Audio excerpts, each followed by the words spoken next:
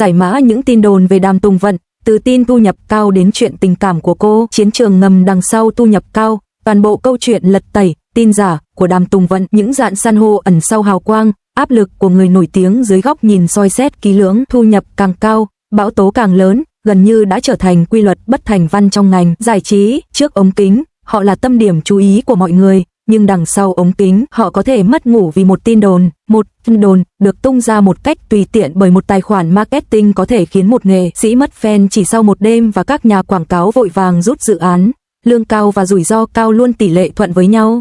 Tin đồn đã kết hôn và ly hôn lan truyền. Tại sao Đàm Tùng Vận lại trở thành mục tiêu?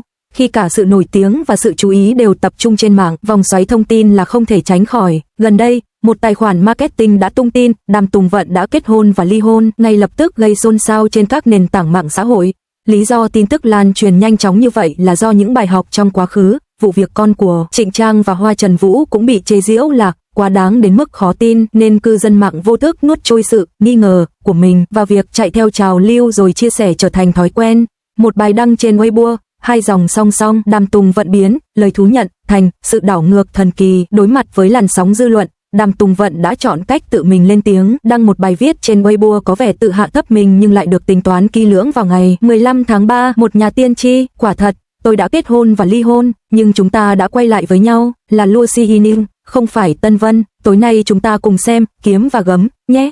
Nửa đầu bài viết cố tình tạo ra ảo tưởng, tôi thừa nhận mình đã qua thời hoàng kim, tôi quả thật đã kết hôn, nhưng đã ly hôn. Nửa sau bộ phim ngay lập tức sử dụng nhân vật Lucy Hining từ tựa đề phim Kiếm và Gấm để khéo léo tạo khoảng cách, vừa thừa nhận sự cần thiết của cốt truyện, vừa thông minh hướng khán giả từ những lời đồn thổi trở lại với chính bộ phim.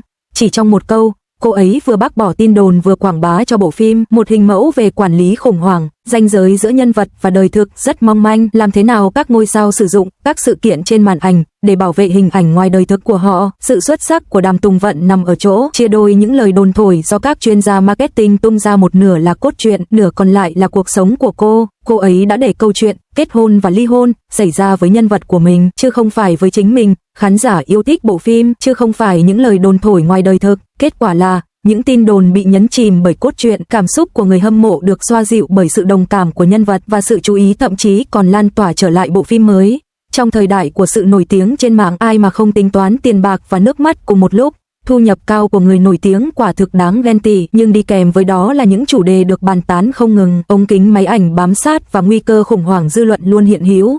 Vụ tự thú giả của Đàm Tùng Vận là lời nhắc nhở cho mọi người trong thế giới của những lời đồn thổi, giữ thái độ hài hước, nhanh chóng làm rõ vấn đề và biết tận dụng cơ hội để tự cứu mình là những cách thức đáng kính nhất để người lớn tự bảo vệ bản thân. Sau tất cả, ai mà chẳng lau nước mắt khi bước tiếp.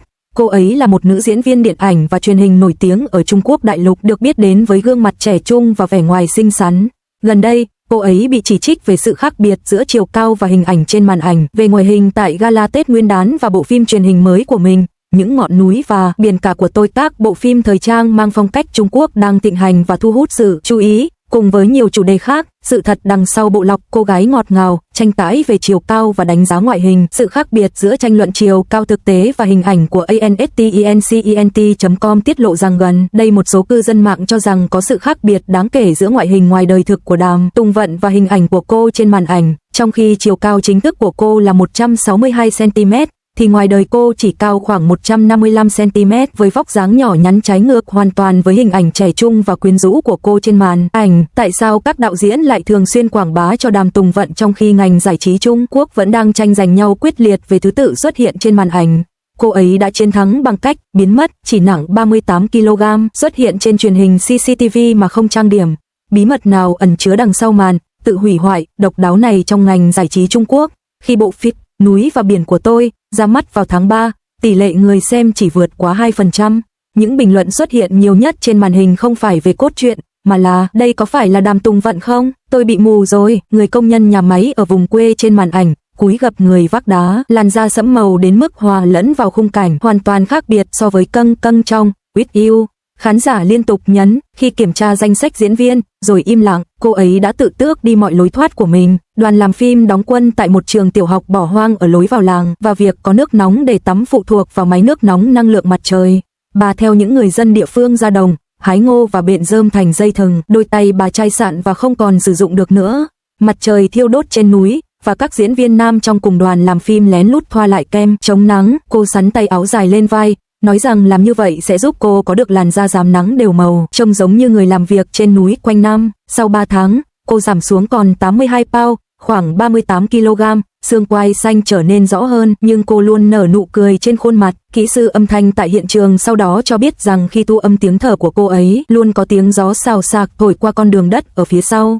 Đây không phải là lần đầu tiên cô ấy lạc lõng trong cuộc sống. Khi Whitfield trở thành một hit lớn và cô nhận được rất nhiều cơ hội, cô đã từ chối hàng loạt lời mời quảng cáo cho các sản phẩm tiêu dùng nhanh và các chương trình tạp kỹ. Điều này khiến người quản lý của cô vô cùng thất vọng. Cô nhận vai trong Núi và Biển của tôi vì một lý do đơn giản. Kịch bản miêu tả những nữ công nhân có mắt mờ mịt và cô muốn tận mắt chứng kiến màn sương mù đó là gì. Nhưng thay vì nhìn thấy màn sương mù, cô lại bị gió núi thổi tan thành từng mảnh. Vào ngày quay phim kết thúc, cô ngồi bên rìa một cánh đồng và khóc nức nở, khiến những người dân làng đến xem giật mình. Giữa những tiếng nức nở, cô nói thì ra đây là cảm giác khi cống hiến cả cuộc đời mình cho một vai diễn. Có một câu nói phổ biến trong giới sản xuất phim, sử dụng Đàm Tùng Vận có thể tiết kiệm ít nhất 30% ngân sách quảng bá vì cô ấy không có xì căng đan, không ồn ào và không dùng diễn viên đóng thế trong quá trình quay phim. Cô ấy dường như không quan tâm đến cái mác đó. Sau đó, cô ấy đã từ chối 3 dự án phim cổ trang hạng S cộng từ nhiều nền tảng khác nhau, nói rằng cô ấy đã chán ngấy công thức cũ và cũng sợ rằng khán giả sẽ cảm thấy nhàm chán. Có một thời gian, bà biến mất khỏi phim trường và truyền hình để đến sân khấu xem kịch. Bà từ chối tất cả vé mời và tự mua vé ngồi ở hàng ghế cuối cùng trong suốt 8 tháng. Sau khi trở lại, bà điều chỉnh nhịp điệu lời thoại của mình, thêm vào những chi tiết như hơi thở và những khoảng dừng. Bà nói rằng người sống không chỉ đơn thuần là đọc thuộc lòng lời thoại.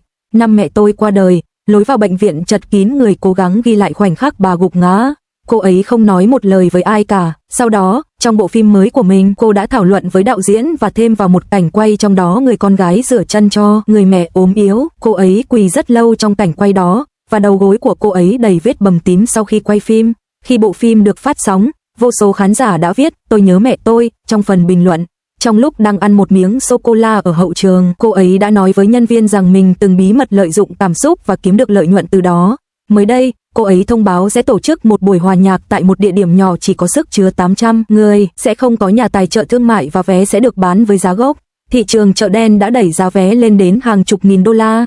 Người hâm mộ lo lắng cô ấy sẽ bị lỗ tiền, nhưng trong giờ nghỉ giải lao khi tập luyện, cô ấy mỉm cười giải thích rằng đó là lời hứa cô ấy đã dành cho người hâm mộ 8 năm trước và nếu cô ấy không biểu diễn sớm, cô ấy sẽ thực sự quá già. Trong buổi tập, cô ấy mặc một chiếc áo phông đơn giản và quần jean, và khi giọng khàn, cô ấy sẽ uống nước. Cô ấy nói với ban nhạc rằng nếu họ mắc lỗi, họ có thể bắt đầu lại, không cần phải cắt bỏ hay giải thích.